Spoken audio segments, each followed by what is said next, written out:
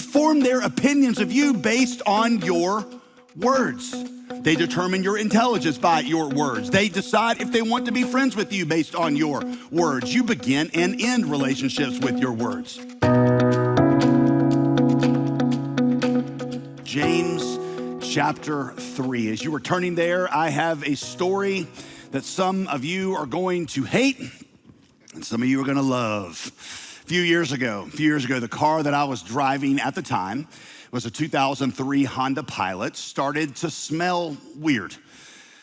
It was an older car, and I thought maybe I'd left one of the windows cracked or maybe one of the seams, little rubber things had broken, and when it was raining, maybe the carpet got wet and it had mildewed or something like that. So I pulled it into the garage and I turned a fan on the inside to dry it out, but that didn't work. Smell didn't go away, so I took out all the mats and shampooed them and scrubbed the floorboards, but that didn't work either. Still smelled.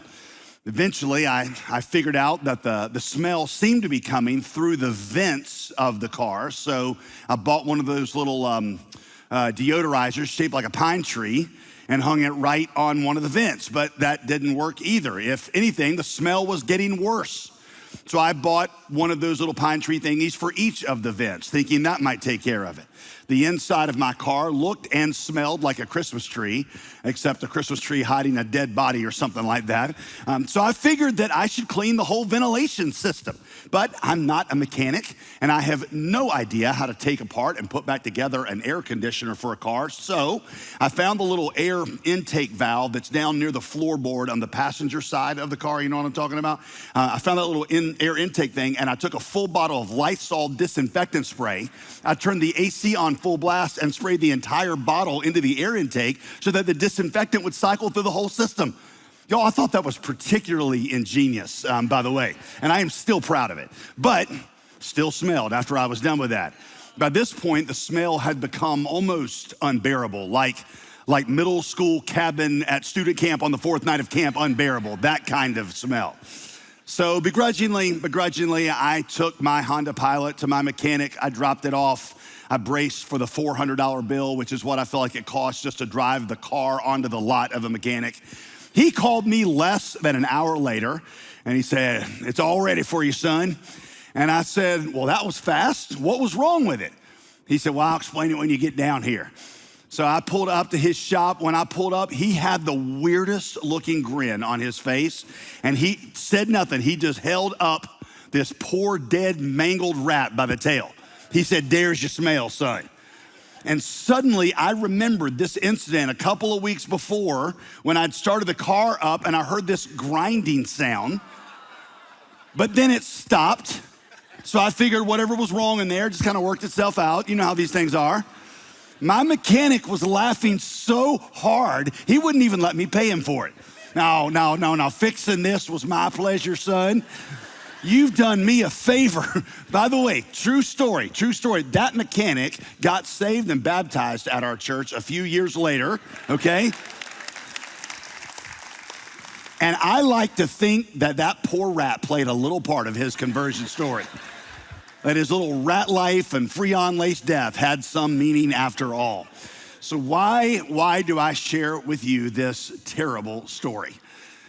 It's because today I want to talk about something small in the, shall we say, the ventilation system of your life, so to speak, that has the capacity to make your whole life stink, no matter how many little proverbial air fresheners you hang on your vents. For some of you, it stinks right now. This morning, it's already stunk, and you're the last person to even know about it.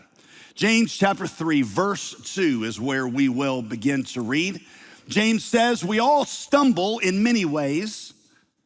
And if anyone does not stumble in what he says, he's a perfect man, able also to bridle his whole body. If we put bits into the mouths of horses so that they obey us, we guide their whole bodies as well." That's what the tongue is like, he says. It's something that guides the whole body. Or verse 4, look at the ships also. Here's a second analogy, by the way. Though they are so large and are driven by strong winds, they are guided by a very small rudder wherever the will of the pilot directs. So also the tongue is a small member, yet it boasts of great things. Verse 5, here's his third analogy. By the way, they always say that for public speakers, you should never use more than one analogy or more than one illustration to make your point. James clearly has not heard that, so here is his third analogy. How great a forest is set ablaze by such a small fire. In the same way, the tongue is a fire. It is a world of unrighteousness. The tongue is set among our members, staining the whole body, setting on fire the course of life, the entire course of life. And that is set on fire by hell itself. For every kind of beast and bird, of reptile and sea creature can be tamed and has been tamed by mankind. There's your fourth analogy. But no human being can tame the tongue. It is a restless evil full of deadly poison. With it, we bless our Lord and Father, and with that same tongue, on the same day, sometimes in the same conversation, we curse people who are made in the likeness of God. From the same mouth come blessing and cursing. My brothers, these things ought not to be so. Does a spring pour forth from the same opening, both fresh water and salt water? There's your fifth analogy.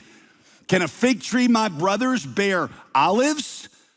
Or a grapevine, can it produce figs? There is your sixth analogy. Neither then can a salt pond yield fresh water.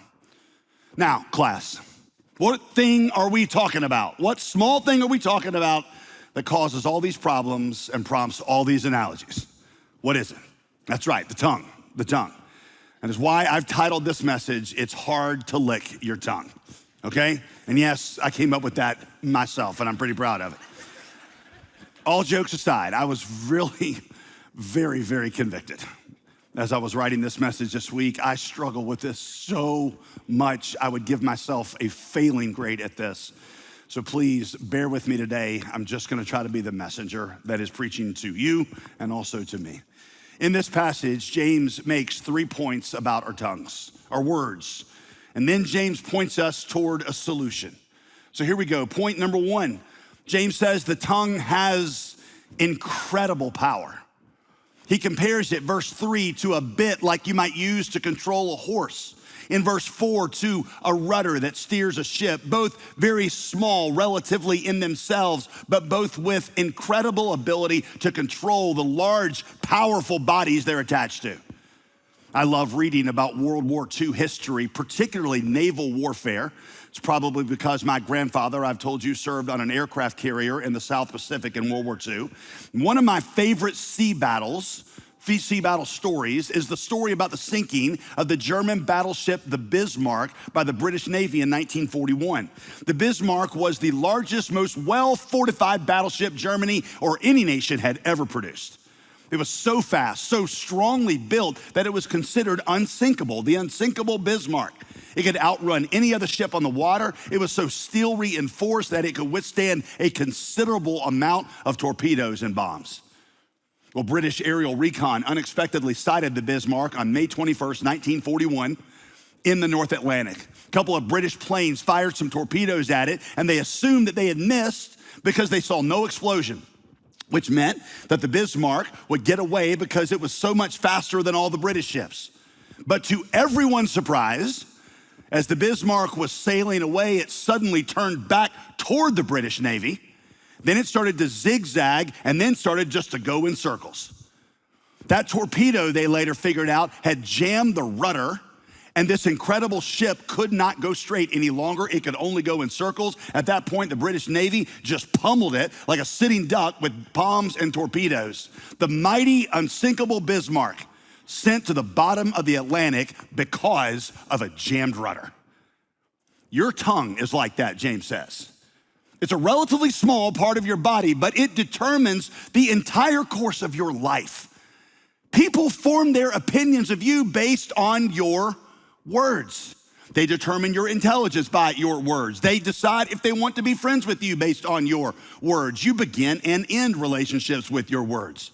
With your tongue, you draw people close. With your tongue, you push them away. I mean, just think for a minute about how words, specific words, have changed your life. I love you. I'm proud of you. We want you. You're not very good. We're gonna have to go a different direction. I wanna break up. Your best relationships came about through words. Your most estranged relationships became that way through words. In verse 5, James compares the tongue to a fire. Massive, destructive fires in our world are started by the smallest of sparks.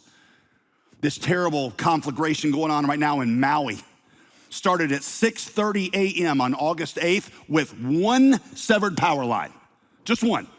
A single spark on some dry grass. You can go back and watch videos of it on YouTube. After the first few minutes, it was no bigger than 10 square feet, like 3 by 3. So small you could step right over it without getting hurt. 3 hours later, authorities said that the small brush fire was 100% contained, no problem. And yet, later that same afternoon, we were all watching horrifying videos of people abandoning their cars and swimming out into the Pacific Ocean to avoid the growing inferno. At this point, it is the worst natural disaster in the state's history. And we're only beginning to know the extent of it. Lives lost, hundreds injured, thousands of homes destroyed, all of that from one spark. The tongue is like that, James says. Think about the destruction that has come into the world through words. It's been said, for example, that 125 people died for each word of Adolf Hitler's manifesto, Mein Kampf. We know about the horror of the Holocaust, but we don't often think about how it all began with words, not with weapons. The death to word ratio in Mao's Little Red Book would be even higher. Think about the destruction that has come into your life personally through words. If I asked most of you to recount the most painful moment of your life, chances are it would involve something that was said to you or about you. For many of you struggling with the effects of trauma, your trauma goes back in part to things said to you or about you. Or those of you with low self-esteem, it was what your parents or your friends said about you. Or think about the pain that your words have caused others.